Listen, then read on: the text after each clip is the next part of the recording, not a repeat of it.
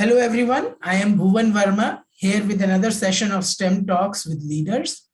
We understand that all good things to know are difficult to learn, and for that we ensure there are dedicated STEM trainers at all our Robo Siksha Kendra.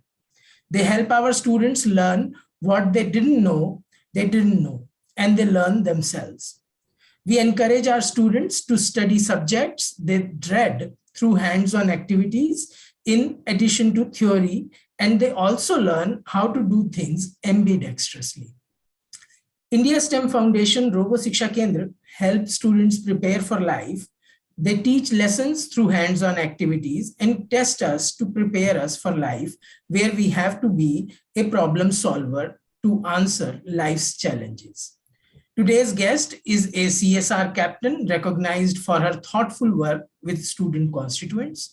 Muskan Madhok, she is CSR and Outreach Head at Kadam Aur Foundation for Education and Health. She has a bachelor's in economics with honors and is currently pursuing MBA in sustainability management. Diving straight into my first question, Muskan, our students want to learn from you. What are you tinkering with these days? Thank you, Bhuvan, for the wonderful introduction, and you guys are doing a great job. First of all, I want to say a very warm greetings of the day to all the students who are watching this video.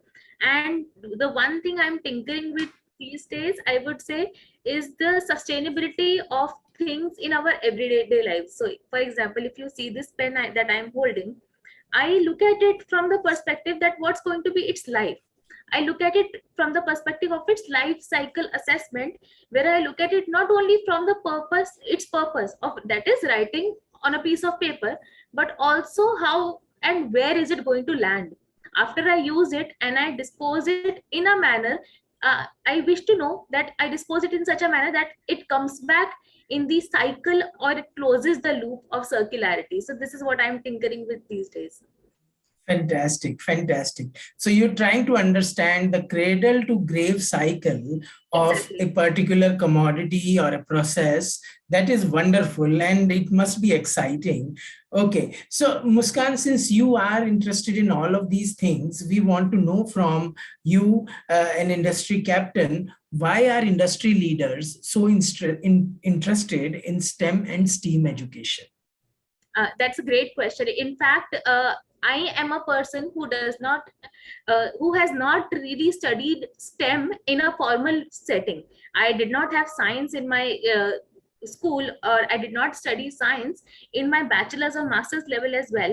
But still, STEM is playing such an important role in my career as well as in my day-to-day life. If I step out of my house and I wish to reach to my college, there is not one single thing where STEM is not involved. Even from getting out of my house, taking an auto to going to the metro, and even entering the building of a college through a lift, STEM is involved everywhere. So I think this is the reason why all the corporates, all the industries are looking so much forward to it. How can they utilize STEM in such a manner that they help out their business as well as the society grow it to its fuller potential? We have spent so many of decades in understanding STEM, in understanding technology. It was the era of technology. Now we are moving towards the era of energy or sustainability. So I think it now is the time to look back and understand what we have learned through technology and put them to use.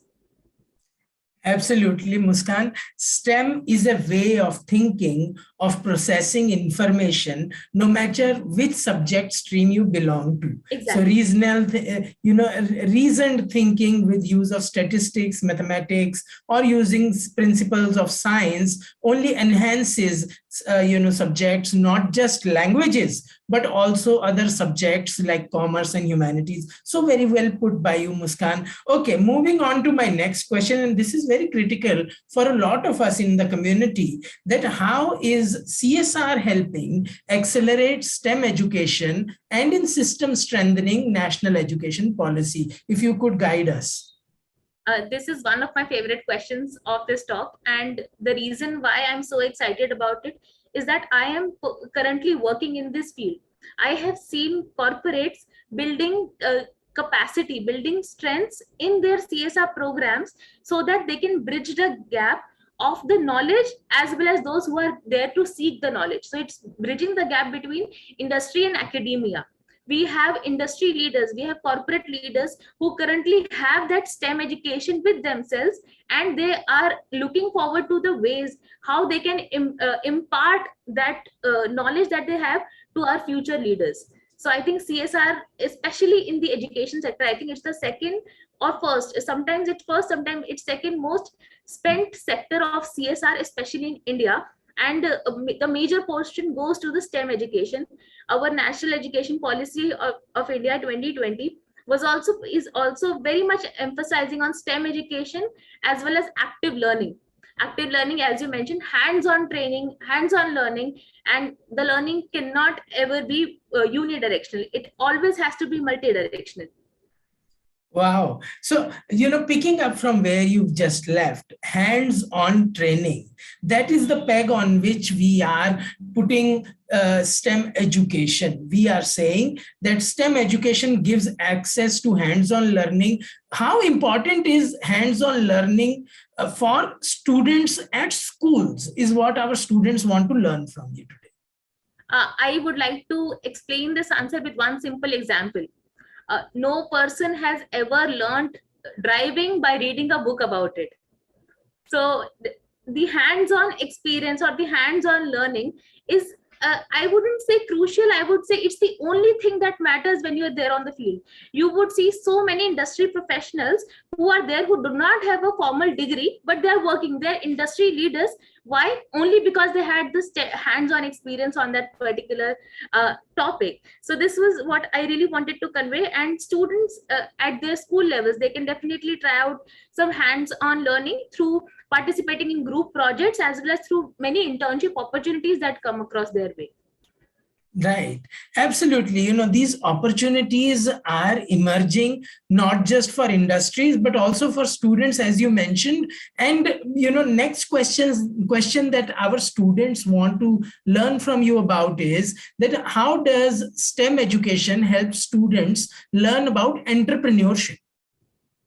I think entrepreneurship is something which is very much driven by the idea of STEM. So I do not really consider STEM to be mere subjects, but it's, as you mentioned, it's a way, it's itself a framework, it's a mechanism which drives every other thing else. So entrepreneurship, as it's expected to be, so this coming decade is said to be the decade of Indian entrepreneurs. And utilizing STEM, as we are now expected to be a country which has so much of tech expertise, and our entrepreneurship is definitely going to benefit if it implement our tech expertise into the entrepreneurial system. Right. Absolutely. And this integration is something that everybody is expecting, but there are a lot of questions in the minds of our students and their parents. There are a lot of myths and misconceptions that exist in our ecosystem. So Muskan, we want to learn from you. What are some of the myths and misconceptions about STEM education that you've heard from students and parents you constantly are in touch with? I think one of the common myths that I've heard from the students as well as the parents is about having the financial backing if you want to have a good or strong career in STEM, or especially having, I think this is my own example as well, having your preliminary education in STEM, which is so not the case. You can build a career in STEM, you can utilize those tools and techniques of STEM in whatever field you are pursuing, in whatever career path you choose. And as we talked about entrepreneurship is also something which is considered to be just a mere profession or a career path, but it's not. Entrepreneurship is even beyond that. Entrepreneurship is a way of thinking. It's a person's attitude towards the job or the career path the person chooses, and not only a mere profession. So this is what I wanted to convey to the students, that it's our generation is going to be the ones which are going to make not only our parents, but also our peers aware of the fact that we do not really need any myths to guide our career, but we are here to break the myths and follow our own path. Wow. So in this effort of defining the new path, making the new path, breaking barriers, these are some of the challenges that students will have to solve. But what are some of the challenges you want to throw at our students, or let our students know that some of these challenges are emerging that they will have to solve in the future? If you could spare some time on that. So I think this is also linked to the activity that we are going to give to the students towards the end. But yes, if you are really passionate about solving a problem, you just have to go back and have a look at the global goals. The 17 sustainable development goals given by United Nations. Just go and have a look at them. You would get to know all the existing as well as prominent problems which are there for you, and you are there to solve them. So many challenges, 17 SDGs and their sub challenges and indicators that we have to look at, and our students will learn for sure. But tell us, so many challenges to overcome. What is that one hobby of yours that helps you build your problem solving stamina? I think one of the hobbies, I would say, or I would call it my way out. Whenever I'm stuck somewhere or whenever I need to solve a problem, my way out would be to communicate. I would not sit back with the problem or try to solve it on my own. I know there are people out there who are better than me at that particular job, or those who have gone through the paths that I'm planning to go through.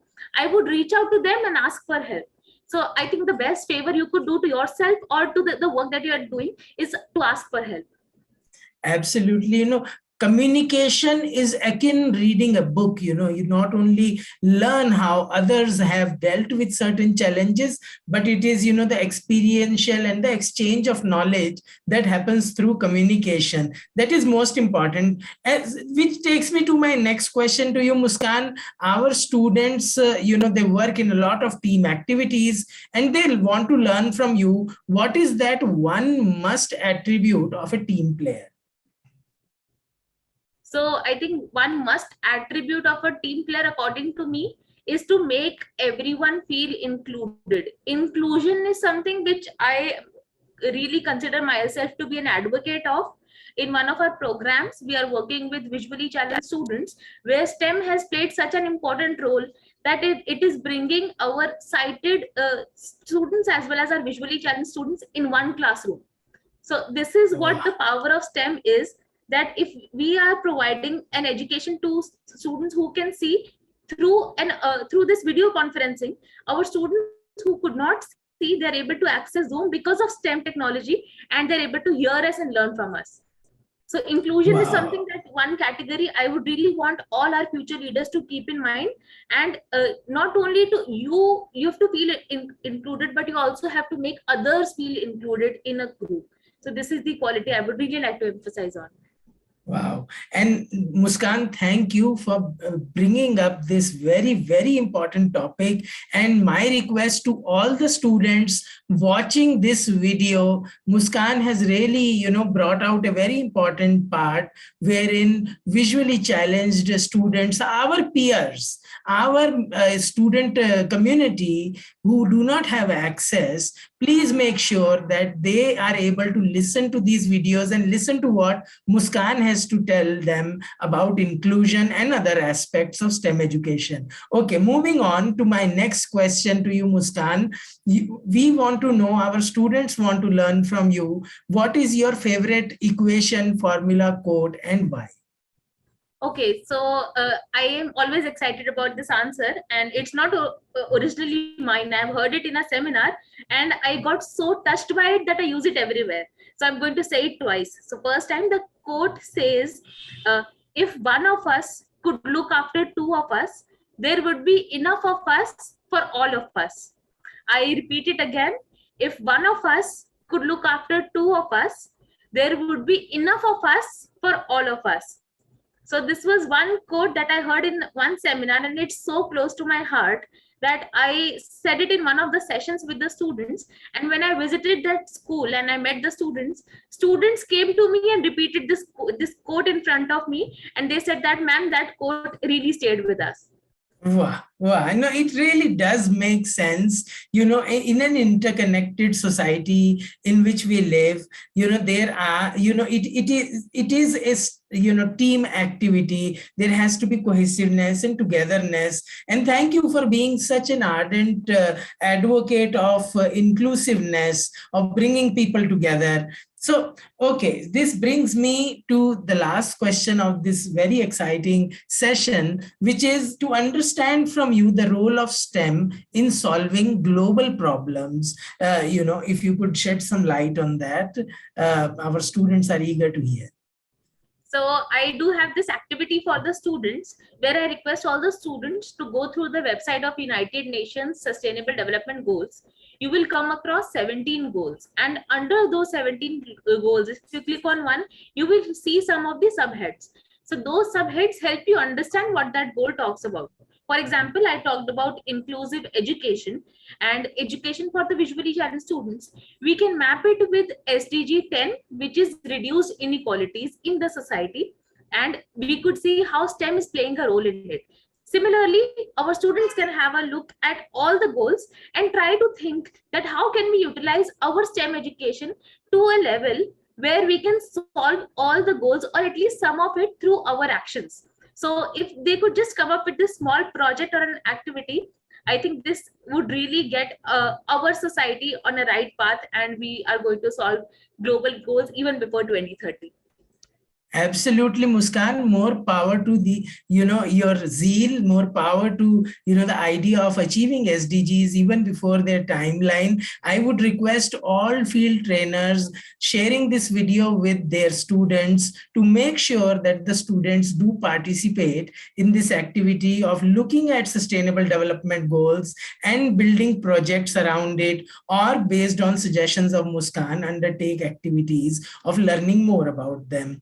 Today, Muskan, we learned a lot from you, especially we learned by looking for the answer to question. It is to quench our own curiosity, and we encourage our students to do the same, because questioning will yield more learning than we do through rote learning or ratta. And now at Robo Siksha Kendra STEM labs, students are learning in a playful and encouraging environment about life, about how we live, and what we all do. STEM talks aim to provide valued education through appreciation of knowledge. And we thank you, Muskan, again for sharing your knowledge with our student constituents. Our speakers encourage not only to cut down jungles, but to irrigate deserts. Because they know that a seed can start a forest. And we hope our viewers had their moment of meaning today listening to this STEM talk. Listening how to learn is your most valuable skill in the online world, and in the physical world. Robo Siksha Kendra Lab help you gain dexterity and diligence. So working towards inclusiveness, we thank you for being part of this session and look forward to you sharing this video with your parents and peers. Till next time, namaskar.